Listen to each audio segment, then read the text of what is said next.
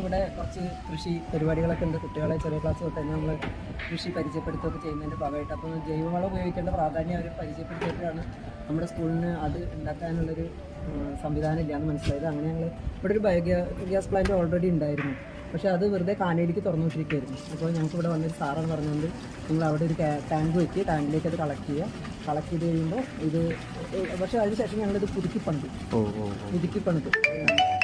ആദ്യം ഉണ്ടായിരുന്നു മാറ്റി പൊളിച്ച് ഇങ്ങനെ ഞങ്ങൾ റിക്വസ്റ്റ് മാനേജ്മെൻറ്റിന് കൊടുത്തപ്പോൾ അവരിത് പുതുക്കി പണിത് തന്നു.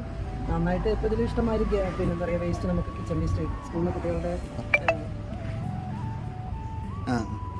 പിന്നെ അതുപോലെ തന്നെ അത് ആ സ്ലറി ഉപയോഗിക്കും. പിന്നെ ഞങ്ങൾക്ക് ഞങ്ങളുടെ സ്കൂളിലുള്ള ഏറ്റവും വലിയൊരു സംഭവമാണ് കരിയില എന്ന് പറയുന്നത്. ഈ ഗ്രൗണ്ടിലേക്ക് കയറുമ്പോൾ കാണാം ഇഷ്ടംമാതിരി മരങ്ങളാണ്. ഒരു സ്കൂളിലും സിറ്റിയുടെ ഉള്ളിൽ ഇത്രയും മരങ്ങളുള്ള പോസിറ്റീവ് എനർജി അതിൻ്റെ ഉള്ളിലേക്ക് കയറി കഴിഞ്ഞാൽ അതും ഇങ്ങനത്തെ ഔഷധ സസ്യങ്ങളും ഒക്കെ നിറഞ്ഞൊരു സ്ഥലമാണിത്. ആ ഇലകളെല്ലാം കൊണ്ടുപോയി കത്തിട്ട് നമുക്ക് കത്തിക്കാൻ പാടില്ല, എവിടെയും ഡംപ് ചെയ്യാൻ പറ്റില്ല. അങ്ങനെയൊക്കെ വന്ന സമയത്ത് അതിനൊരു പരിഹാരം എന്നുള്ള രീതിയിൽ ഞങ്ങൾ ചെയ്യുന്നത് ഈ കരിയില എവിടെയെങ്കിലും കൂട്ടിയിടും, ഈ സ്ലറി കൊണ്ടിട്ട് കരിയില വയ്ക്കും.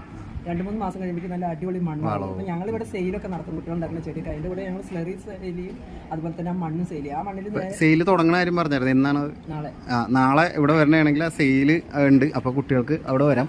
പിന്നെ ഇവിടെ വലിയൊരു കിച്ചൺ ഉണ്ട്. അപ്പോൾ ഈ കിച്ചൻ്റെ വേസ്റ്റ് ഒന്നും കോർപ്പറേഷൻകാർക്ക് കൊടുക്കില്ല, ഇവർ ഇതിൽ തന്നെ ഇടും. പിന്നെ ഗ്യാസിൻ്റെ ക്ഷാമം ഈ സ്കൂളിൽ ബാധിച്ചിട്ടില്ലെന്നാണ് ഇവർ പറഞ്ഞത്. 13 ഗ്യാസ് കുറ്റി വരെ ഇവിടെ ഉപയോഗിക്കാറുണ്ടായിരുന്നു. ഇത് ഉപയോഗിച്ച് തുടങ്ങിയതിന് ശേഷം ഗ്യാസ് കുറ്റിയുടെ എണ്ണം ഭയങ്കരമായിട്ട് കുറക്കാൻ പറ്റിയിട്ടുണ്ട്. എല്ലാ സ്കൂളും ക്യാൻറ്റീൻ പൂട്ടി, പക്ഷേ ഇവിടെ മാത്രം ഒരു പ്രശ്നം വന്നിട്ടില്ല. അപ്പോൾ ഇത് മാതൃകയാണ്. ഈ കയ്യിൽ ഗ്ലൗസ് ഇട്ട് ഈ പയ്യൻ ചെയ്യുന്നത് അവൻ്റെ ഭാവിയിൽ ഇതുപോലെയുള്ള പ്രവർത്തനങ്ങളിലേക്കുള്ള ഒരു ആദ്യ പടികളായിട്ട് വരട്ടെ. അപ്പോൾ നിന്നെപ്പോലെ മുന്നോട്ട് വരട്ടെ കുട്ടികൾ ഇത്തരത്തിലുള്ള പ്രവർത്തനങ്ങളിലേക്ക് എന്ന് പ്രാർത്ഥിച്ചുകൊണ്ട്. നല്ല കാര്യം. എൻ്റെ ചെറുപ്പത്തിലൊന്നും ഇങ്ങനത്തെ കാര്യങ്ങളൊന്നും വേറെല്ല പഠിപ്പിക്കലില്ല.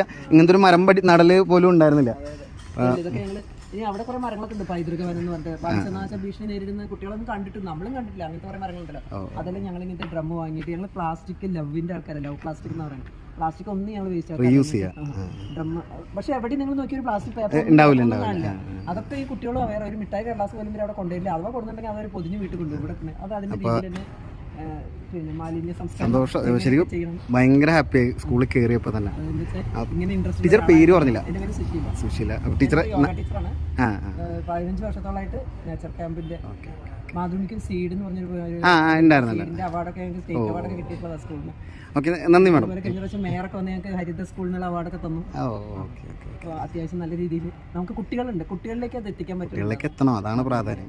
കുട്ടികൾ അറിഞ്ഞിട്ട്